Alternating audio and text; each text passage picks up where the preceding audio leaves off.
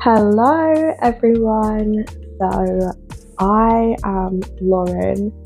I am a sound healing doula, and I'm also the CEO of Washea. Now, today, I want to just take a moment to appreciate the fact that there is heavy rainfall outside of the space that I'm recording in at the moment. I feel really relaxed, and I love how the rain is cleansing all the spaces and just watering everything naturally. And when it rains, I am the sort of person that feels excited about the fact that it rains. So, you know how some people would be excited because the sun is out? Like, I'm sort of like that. I'm like, yeah, okay. But I tend to get bored of the sun very easily, but it can continue to rain and like there can be thunderstorms and things like that.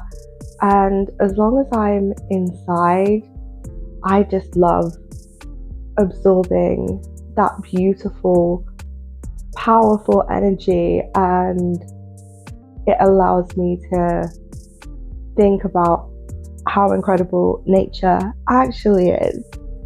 So I say all of that to say that like it doesn't really connect to what we are going to be having a bit of a chat about, but with the rain falling quite heavily, having that reminder that you can cleanse, reset, wash away any negative thoughts is like a great place to start with today's topic, which is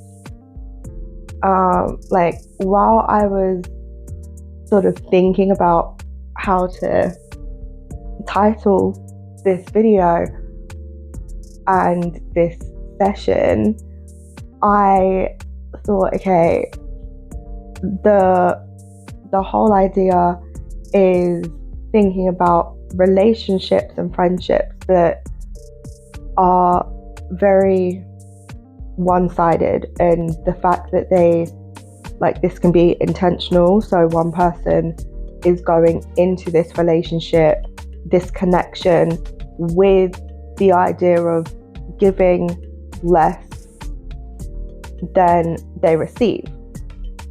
And while that may serve some people, for others it can be incredibly draining, because when it comes to something that would ideally add to your life, and you're thinking that this person is coming to you and just sharing themselves with you in whatever way, either sharing a common interest or having the intention to build with them, whatever that would look like for you, it can hurt a lot when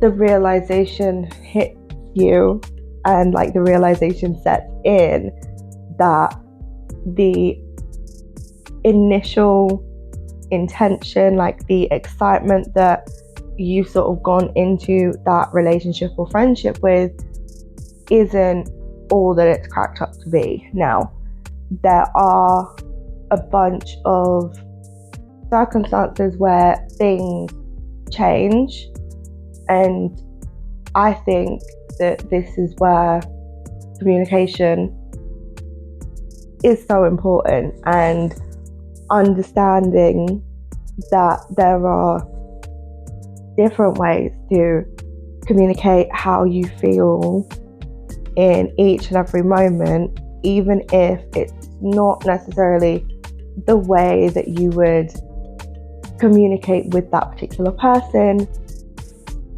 on a more frequent basis. Like if you're typically somebody who likes to talk, but you feel like something has changed either within you or outside of you, and you don't know how to communicate that, or you have worries about that particular thing, I feel like, and I know that there are so many different ways to express yourself, but then it comes down to like the planning of how do I go about discovering like what ways of communication or communicating feel safe for me to not only do with myself but also practicing with other people. And this then can potentially bring up a lot of fears around like, am I going to be accepted if I choose this way of communicating with others, with people I'm not so close to, or could this way of communicating be something that drives a wedge between us and like making the situation quote unquote worse.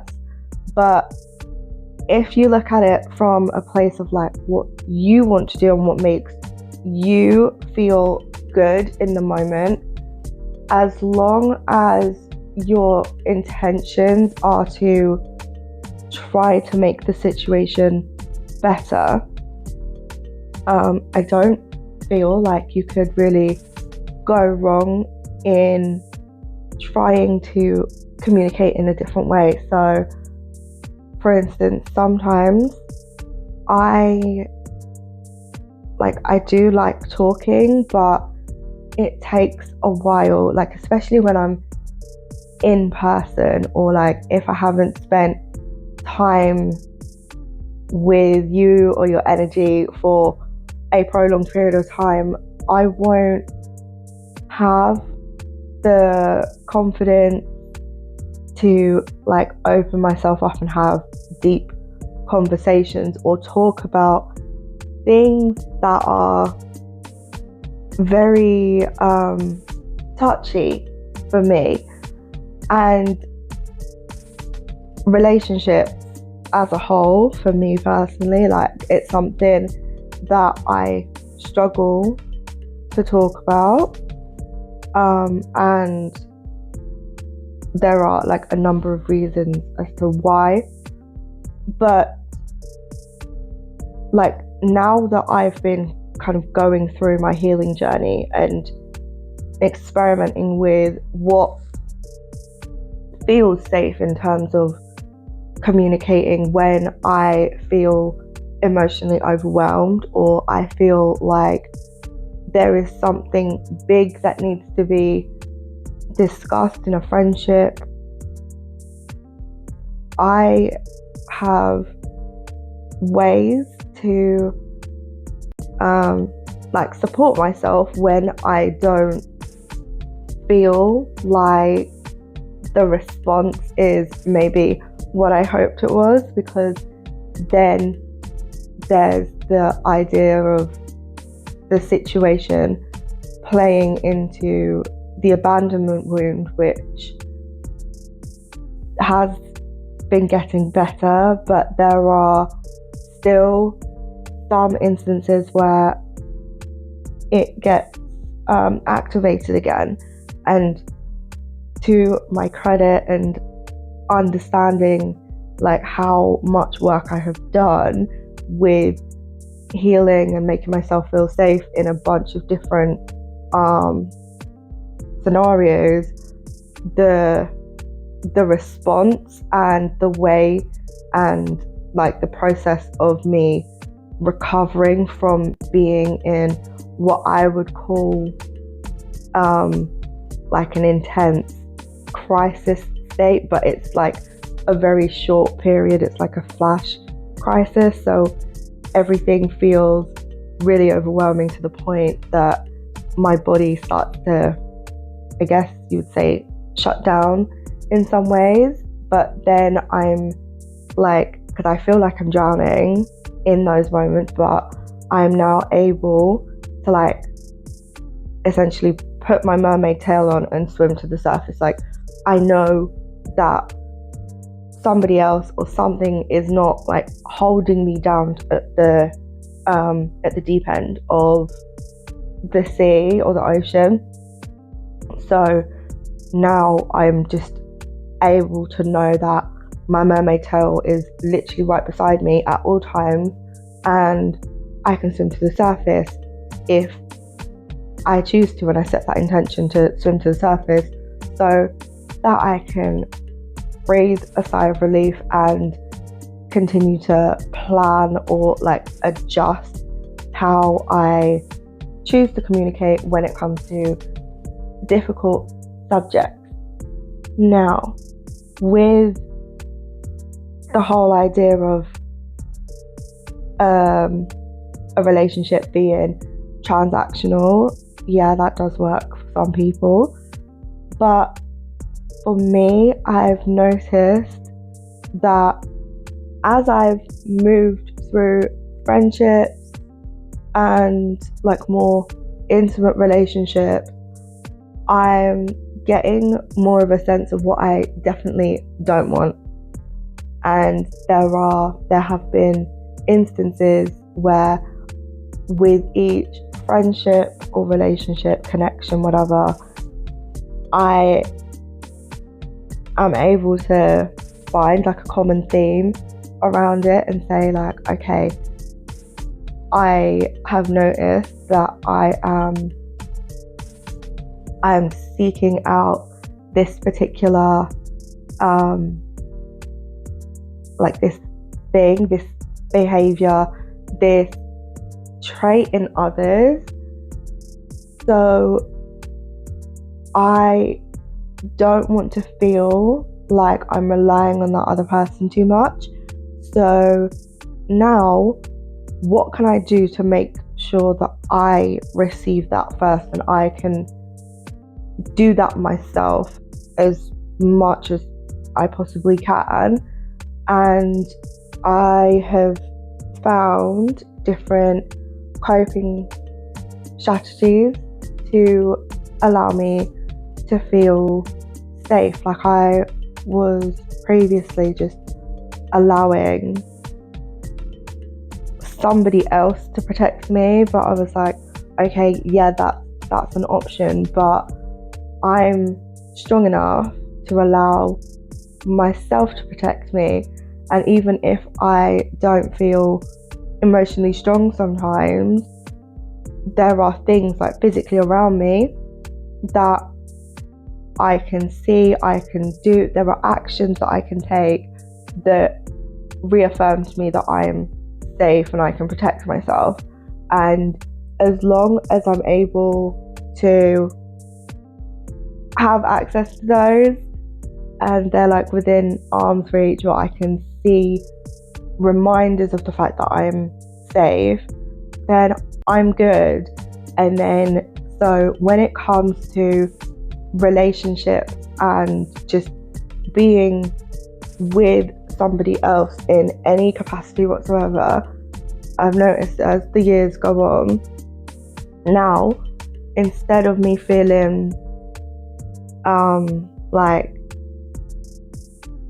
an emotion of emptiness when I think of like, okay, so who are you outside of that connection or that relationship? About, I would probably say maybe like 3 years ago, 4 years ago, that question would have been really hard for me to answer. But now I'm at a place where I can say, oh, well, by myself, I'm this, I have all these qualities, I am talented, and like I can see like all the things that I have achieved, accomplished, I've added to people's lives and whatnot. And then I can say, oh, by the way, when I'm with this person, this is how they add to my life, and I would hope this is like my intention for adding to their life, right? So I'm always wanting to get better, but there is a part of me that is learning to love myself and honor myself for exactly where I am at all times, and knowing that I shouldn't feel like I absolutely need to be running and chasing after the next like certificate or something, or like the next thing that is outside of myself to say like, well done, you achieved this. I can say that to myself like a bunch of times. So that is something that has helped me with understanding the boundaries that I have when it comes to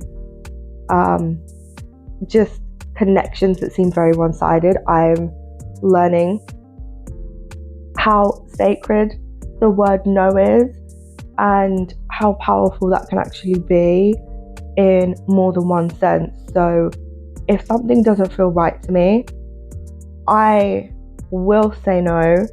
And now I'm not feeling guilty for saying no for even like the smallest of requests from somebody. If my body does not feel safe, I trust my body enough to know that if I say no, it's fine. It's fine. I'm protecting myself, I'm honoring myself, and that's the end of that. And then when it comes to those who kind of don't understand where I'm coming from, I will automatically assume that they've not understood where I'm coming from. And I'm at this stage now where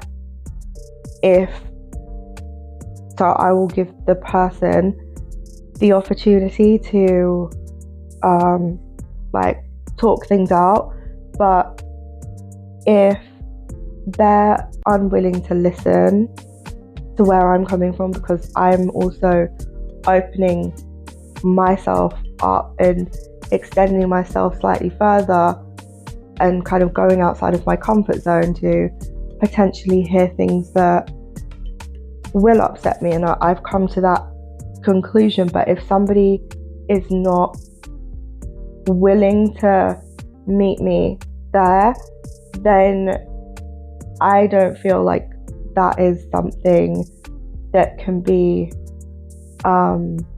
like, I'm not going to be the one that's going to be like chasing that person. So I understand that when I put requests in place, it's for a reason, and there's been a lot of healing that has taken place to get me to a point where I feel okay with asking for somebody to give me like a tiny bit of grace. Like, if it's okay, and I then allow myself to be like showered with love by myself. And I typically go through, I would say every month, I go through my messages with the people that I kind of continuously talk to, and then I think, okay, let me see how this feels. Like, does this person like add to my life, and how do I feel about like potentially letting them go? And I really do like a deep dive, and I know that there are going to be a few people that that are coming to mind at the moment, and there have been times where we haven't spoken for months. Hello. Oh my word. So, full transparency, I was talking for a good I was talking for a good 20 extra minutes for this episode, or sorry, I keep calling it an episode. I may just I may just bite the bullet and just call it an episode, because I feel like subconsciously that's what these are. So yeah, I'm gonna roll with it. Like, I feel like I'm trying to not put too much pressure on myself when I'm recording these, but the word episode keeps coming up and I keep trying to correct myself. But with authentic communication, typically the first thing that comes up when you are relaxed is like the true thing that you want to say. So I'm just gonna call them episodes. I think, like, Spirit is telling me now, this is what these are. But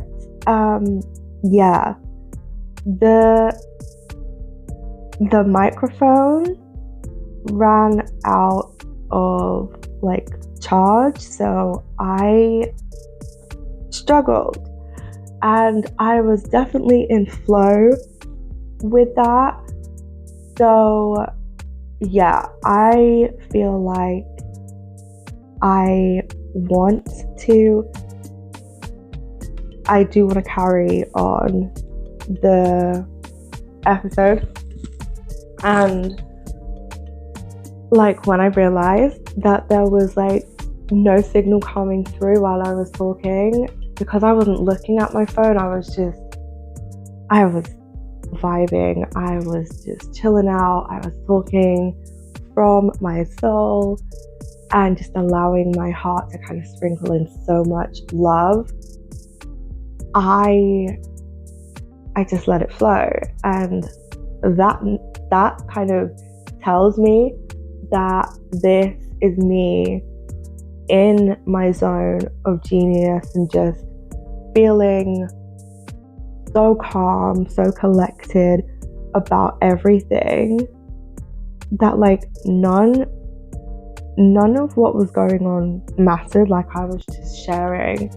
So something I do say quite often when audio things don't really go to plan is, because I've already vocalized what I want to say, the intention, the energy, and the message has already reached those on a subconscious level who need to hear it. So yeah, I'm not going to worry too much about like hitting all of those points, because this is like a low stress situation. So what I was saying was, when it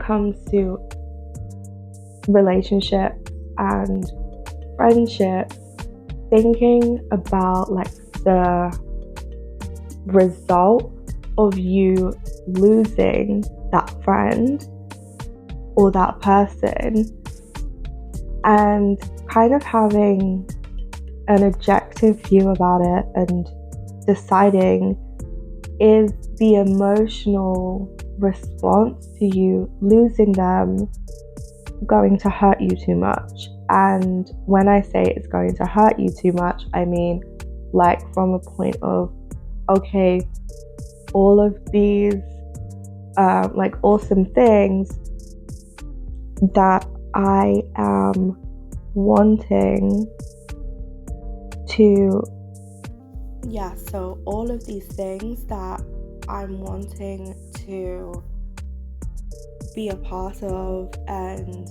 I'm just wanting to add to my life, if this person leaves or if I let them go, is this going to be something that stops me from feeling good? And ultimately, with every connection in an ideal world, they would all be something that helps you to feel good about yourself. You feel supported while also supporting them as well. And with this, it can allow you to feel connected to like who you are, your purpose. You can feel amazing when the right people are around you. And I do say this a lot, but go where you're celebrated. And once you are able to go where you're celebrated, it can make those like the really rigid transactional relationships where there really isn't much to go on feel a lot easier to let go of. They can feel so easy to let go of when you have the right people around you. Now, one thing that I always say is how you can choose like how you want to kind of move through this stage of your healing, because when it comes to opening yourself up to thinking about those who are around you and those who you interact with frequently, their energy is influencing you a lot of the time. So in order to get the best out of this time that we've got here, being intentional with the souls that you connect with is so important. And my invite for you is to just see when you feel called to just think about the friends, the connections that you've made over your lifetime. Like, don't overthink it. Don't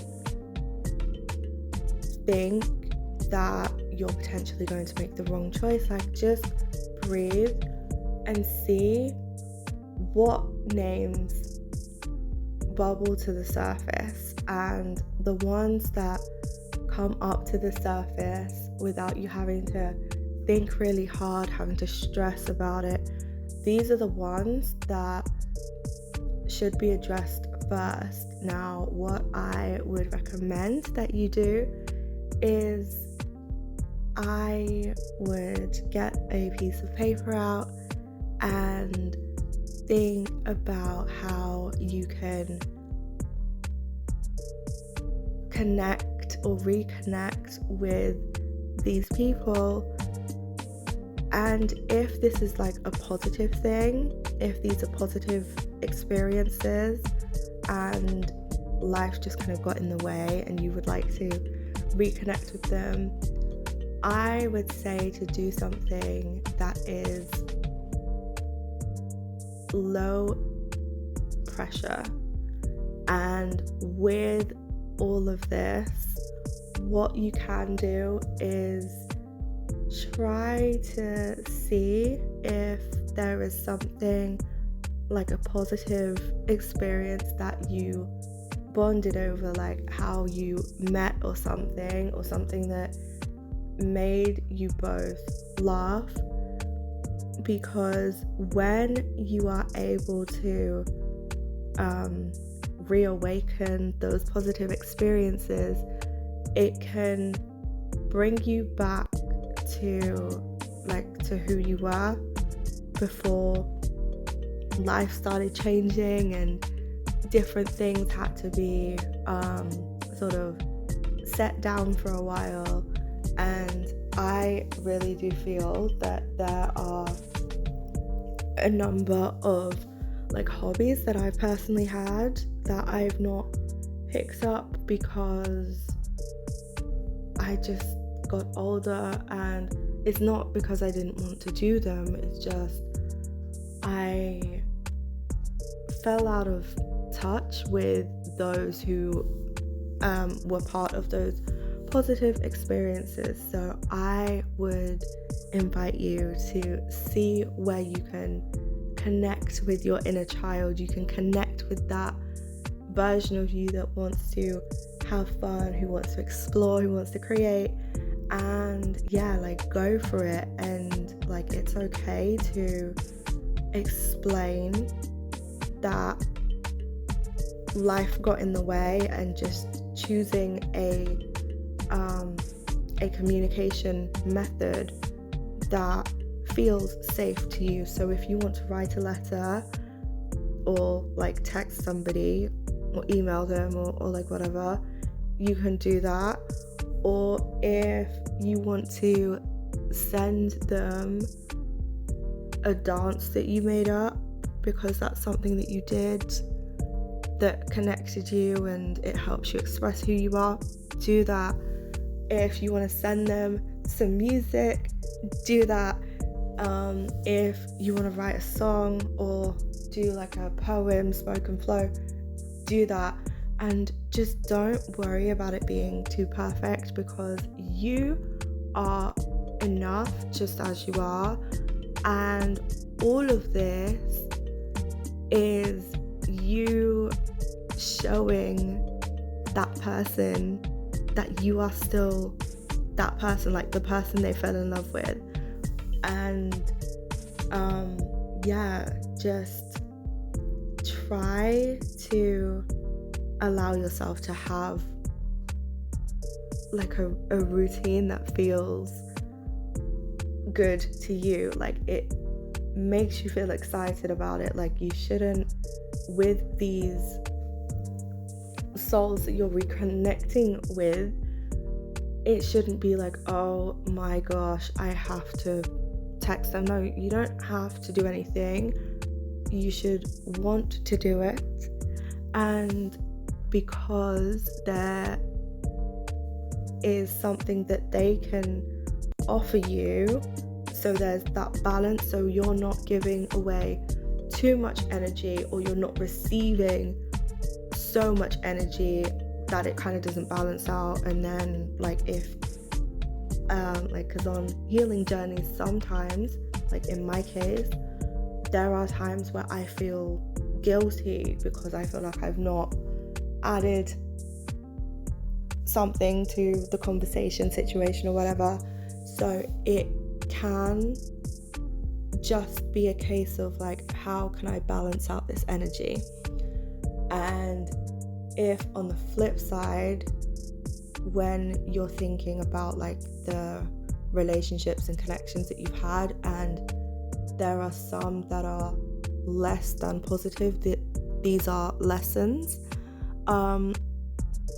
you can write them. You can write the names of the people down, or the initials down, in a separate book, away from your work or your manifestation journal, or self reflection journal, because this is a different energy.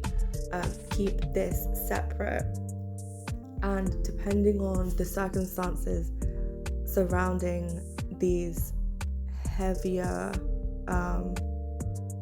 interactions, all you have to do for this one is just write down their name and then shut the book, put it away, and then once you've done that, go and do something for yourself that helps you feel loved and safe, because when you are tackling difficult emotions, and especially revisiting names that are connected to either traumatic experiences or just less than pleasurable experiences, it can make you feel emotionally unsafe. So with this whole process, I would encourage you to have a toolkit or set of activities or things that you can do to help you feel safe, so that when these feelings come up, you can swoop in and just tell yourself and remind your mind, body, and soul that you are safe. But as you are releasing these names from your body, I would also encourage you to open windows to get the energy out of the room, because once you have done this, once you've done it, you've got it out of your body. But if the energy is still in the room, your body and mind can still pick up on that on a subconscious level. And if you're not clearing the energy as best you can in the moment, then there is a chance that it could over time build back up again, so that wound is still there. But if any of this resonates with you, please let me know, because I would love to help support you and offer more advice around this topic, because I love helping others feel safe and just having safe spaces for others to explore their own emotions and emotions that they are impacted by. So that's all I have for today. I will catch up with you in the next one, and also please try and be gentle with yourself today. If today has not been gentle, that's okay, but if you can, try to do something very, very small that helps you smile a little more than you did yesterday. Alright, so I will see you in